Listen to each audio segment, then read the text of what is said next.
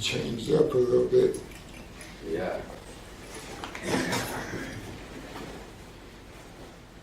All praise the King.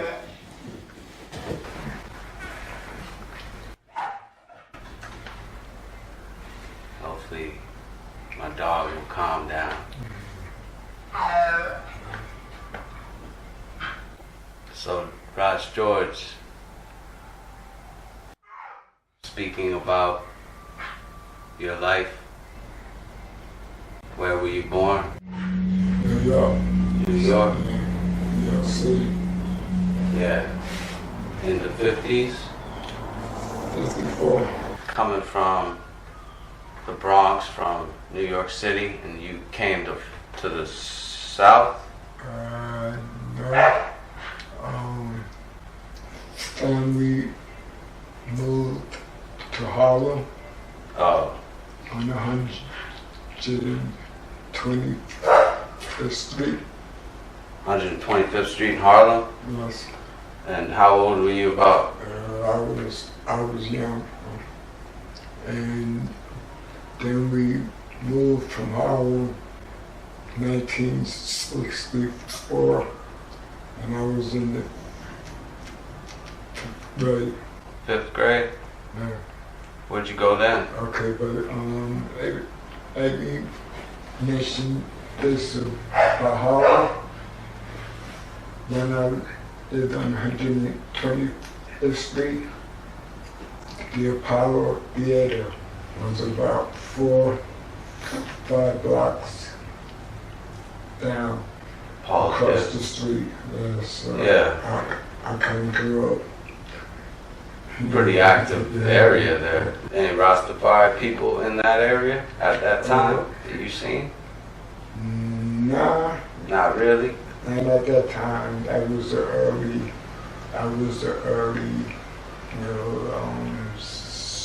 60s, you know. After that, when we moved to Queens, about 1966, that's when the hippies started coming out, you know. You moved to Queens in 66, so that you moved from Harlem. 64. Yeah. You moved from Harlem to Queens in 64? Yes. Yeah. That's when you started being introduced to the culture more? No. Not really? That wasn't really till about 1984. To the 80s? Yeah. Where was you living then? I was living in Atlanta. Atlanta? Yeah. So you moved a lot? Just had moved to Atlanta. And when I left Rochester, I said I'm going to go down to Atlanta and I'm going to find me some Rastas to hang out with. So you was in Rochester? Exactly what I did, Yeah. So you went from Harlem, you went from Bronx to Harlem to the Queens. Then you went to Rochester? Yes. And you said it was too cold for you there. Cold. Yeah. How old were you then? About? I was in my 20s. Yeah. High school.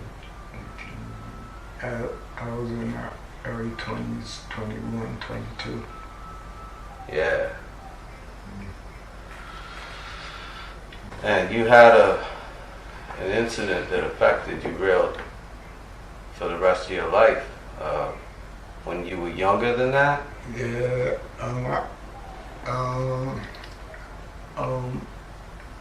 I think that's what it was, and like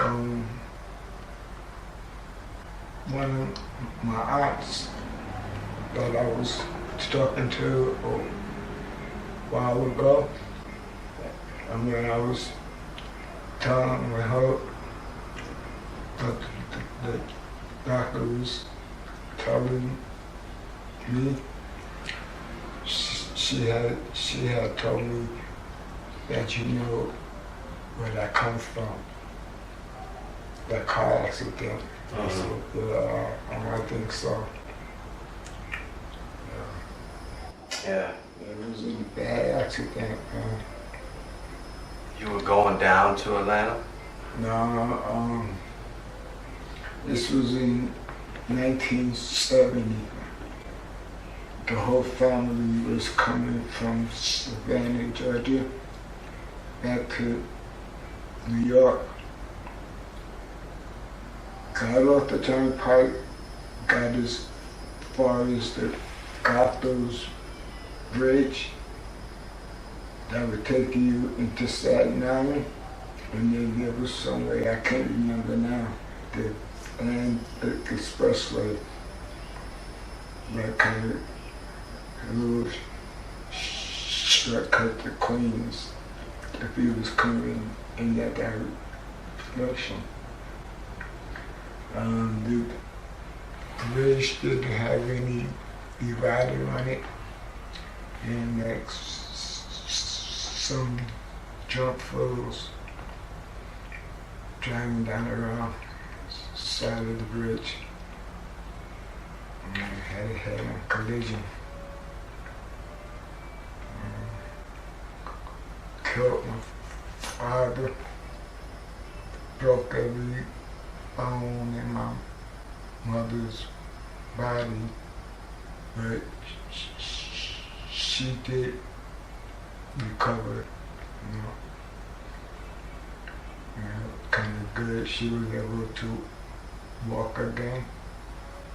Nobody thought that she would able to get behind the wheel of the car again, but she did. It was a whole family, mother, father, me, my 2 sisters, and my brother, all 6 of us. And what happened to your siblings? Anything? My sister that's here, she broke both of her legs because she was sitting in the front seat. And the ones in the back seat, me, my old brother, I think I grabbed onto him when it happened because he was the only one that didn't get hurt, and he was the only one that went home to a relative's house. Your older brother, you said? Younger brother? Oh. He was about 3 years old. And something, you think maybe that had an effect on you now, from your body and everything? Because you had... The doctors told me that I got a pre-degenerative bone disorder, or whatever they call it, where your bones are kind of like older than you are, and they was telling me something had to happen to cause that degeneration. And I remember I was in the hospital. They had put a thing like when you put you in traction, and they were supposed to put me in traction, but it never happened. And how old were you when the accident happened? About 16. 16.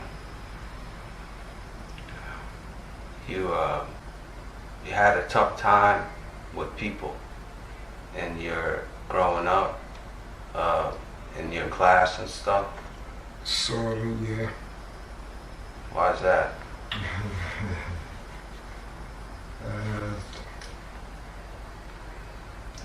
Number one, being overweight. How heavy were you? I was overweight. Yeah. I was fat. Yeah. I was running like a 36, 38 in junior high school. So I was a good man. Number two, I must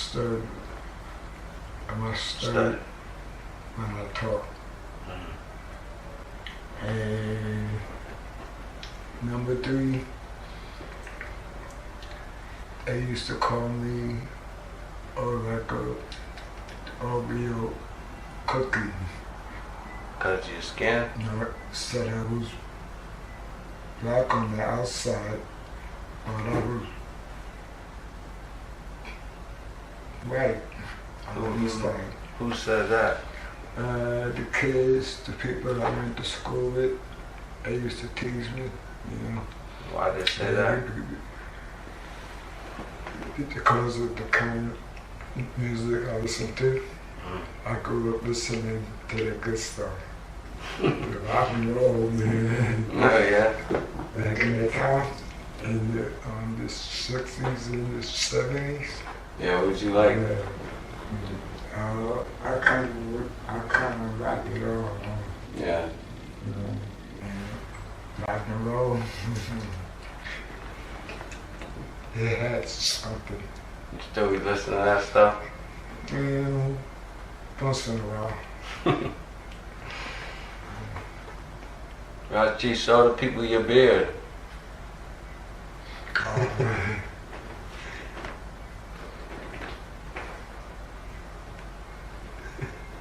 Humble as Raj G. Yes, sir. How long you been growing that beard?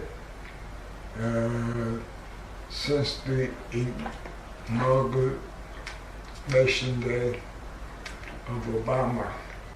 This is some forever time. Always time.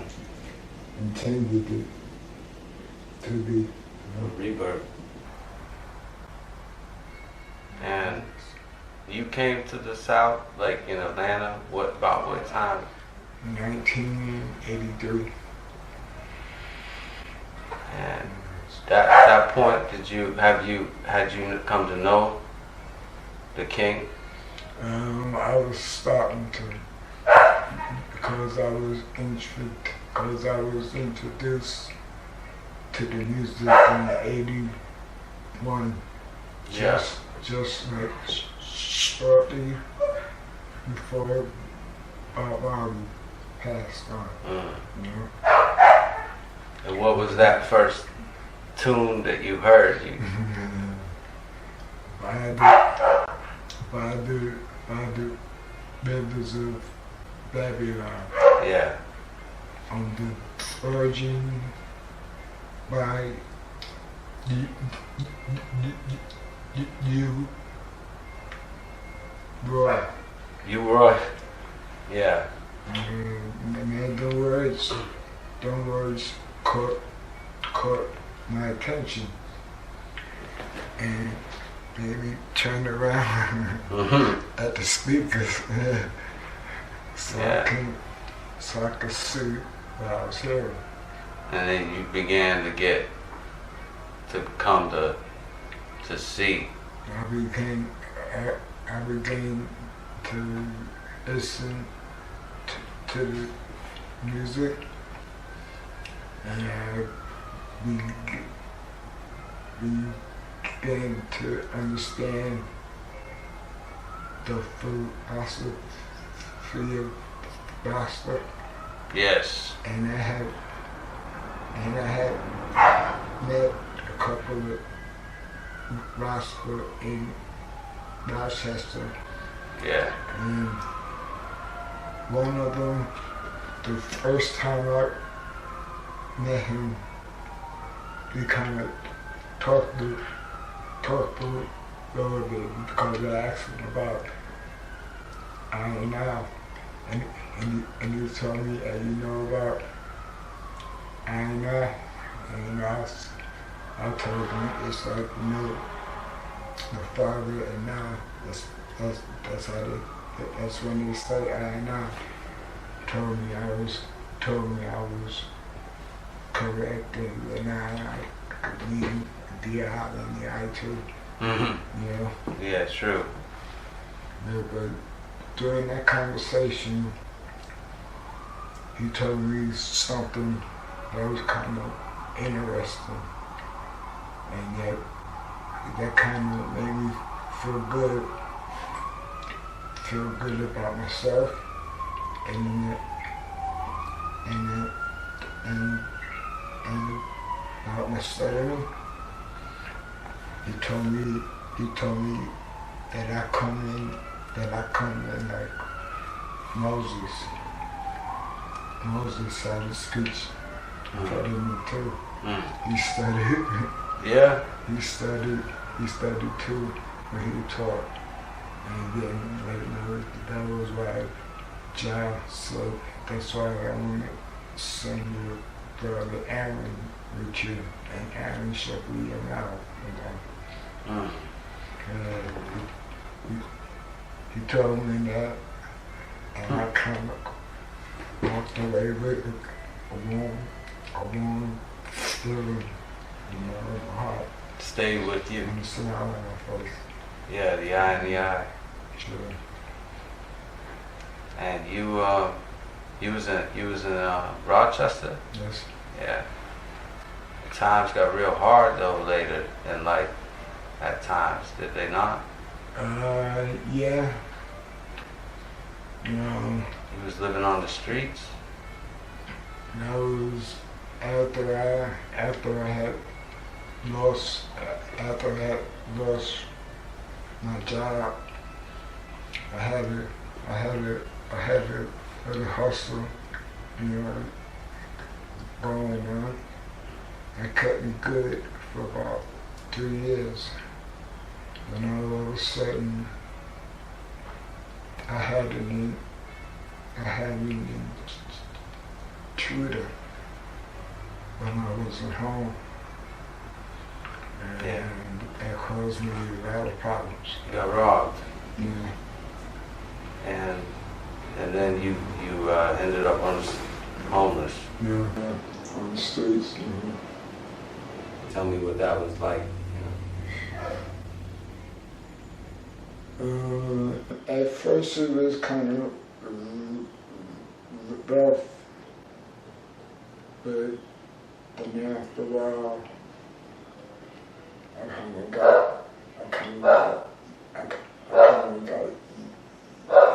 used to it. Yeah. You had no choice, right? Mm-hmm. You woke up with your shoe sticking to your foot. Okay. No. My shoes have been on my feet so long that when I finally took them off, my socks was stuck to my feet. And when I took them off and I went to sleep on the steps of the church, and somebody stole my shoes. They took your shoes? Yep. And I woke up and I had no shoes. All I had was my socks. Was that the worst day you think you've ever had? No. No. Those been days worse than that.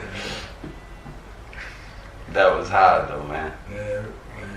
And after I tried to get in touch with a friend who lived in East Point, I tried to see if I could catch him at the train station.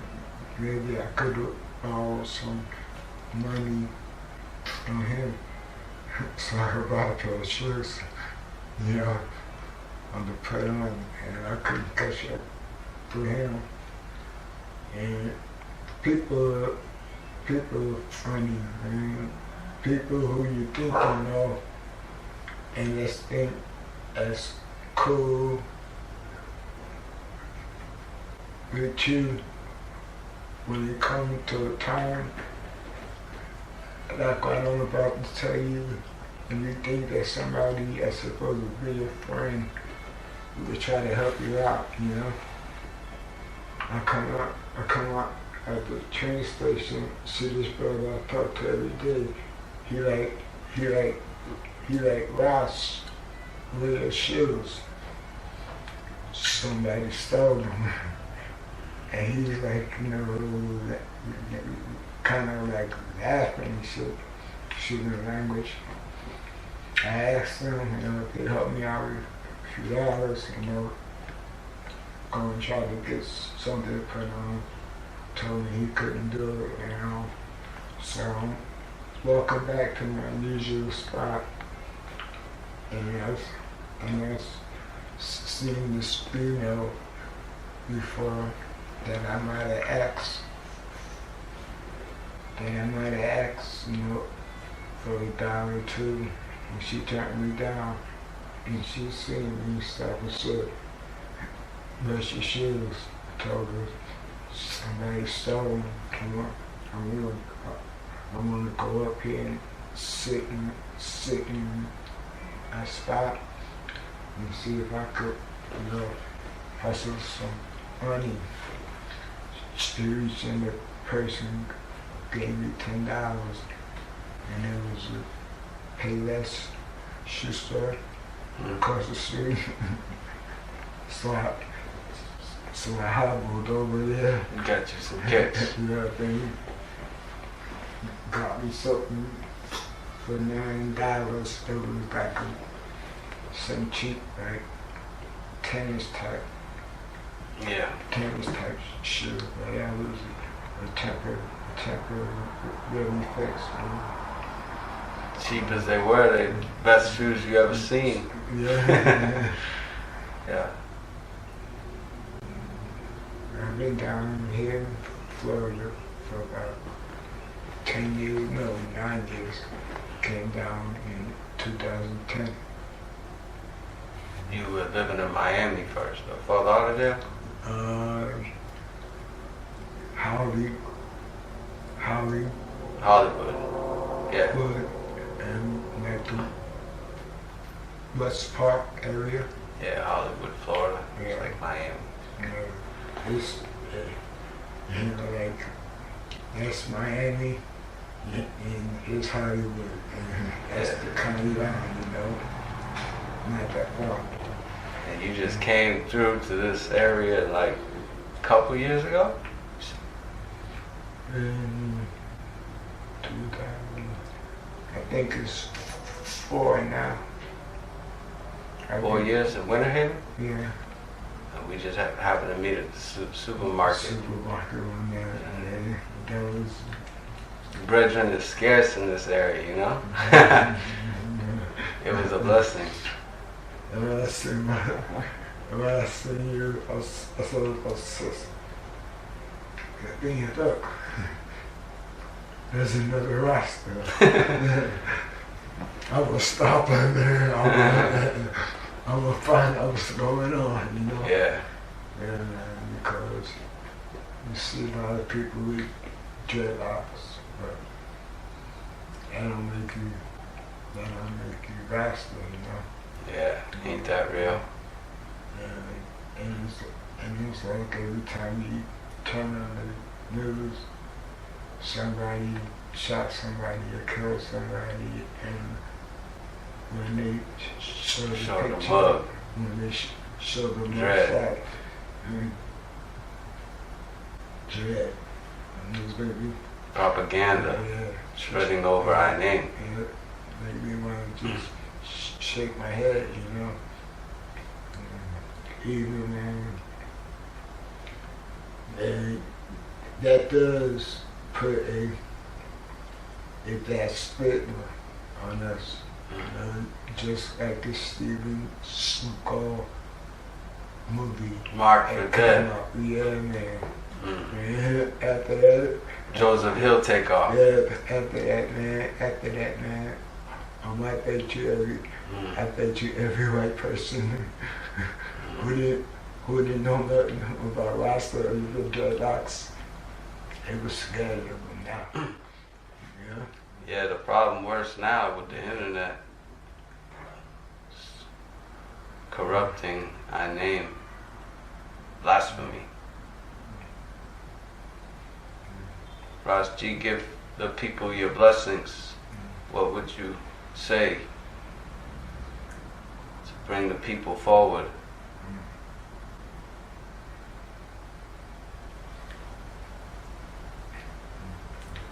So, help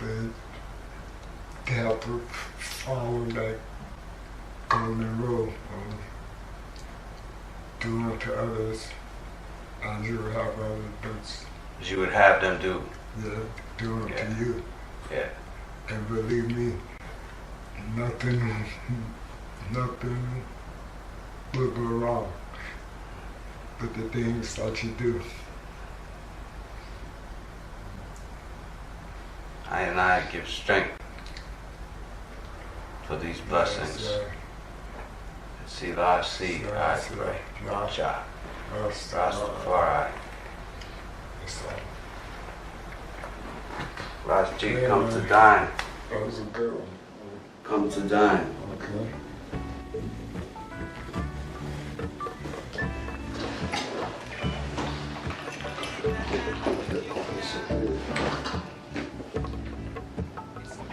Jah will see the way. Bye, Richard.